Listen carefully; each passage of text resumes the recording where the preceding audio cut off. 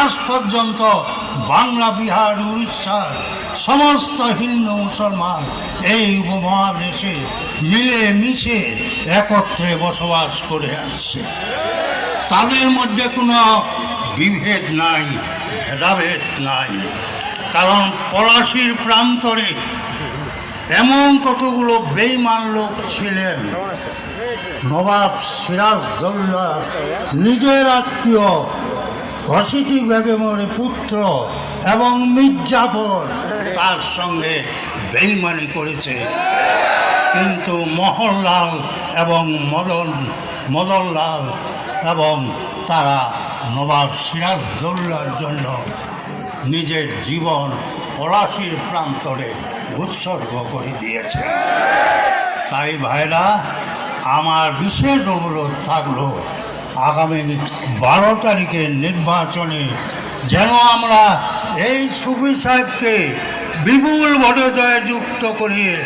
এদেশের 2 থানার মানুষের পোল, কালভার্ট, রাস্তাঘাট, মসজিদ, মন্দির সব কিছু উন্নয়ন করে দিতে পারে এই আশা এবং আপনাদের সহযোগিতা, আপনাদের একটি মাত্র ছিলে যেন সমস্ত মা বোনেরা একত্রিত হয়ে হিন্দু মুসলমান সবাই মিলিতভাবে ভোট দিয়ে তাকে জয়যুক্ত করবেন।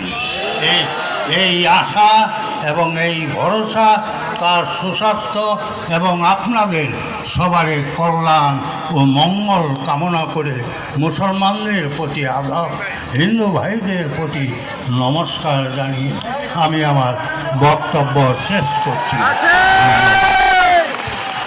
যে বক্তব্য রাখলেন আমাদের বড় শেষে আশ্রমের দায়িত্বপ্রাপ্ত মুকুল বক্সী বাবু ভাই, বিশিষ্ট শিক্ষাবিদ। এই পর্যায়ে বক্তব্য রাখছেন শ্রমিকদের আস্থাভাজন সংগঠন বাংলাদেশ শ্রমিক কল্যাণ ফেডারেশন পঞ্চগড় জেলা শাখার সংগ্রামী সভাপতি জনাব আবুল বাশার বসুনিয়া। জনাব আবুল বাশার বসুনিয়া সব কোনো নেতা আছে।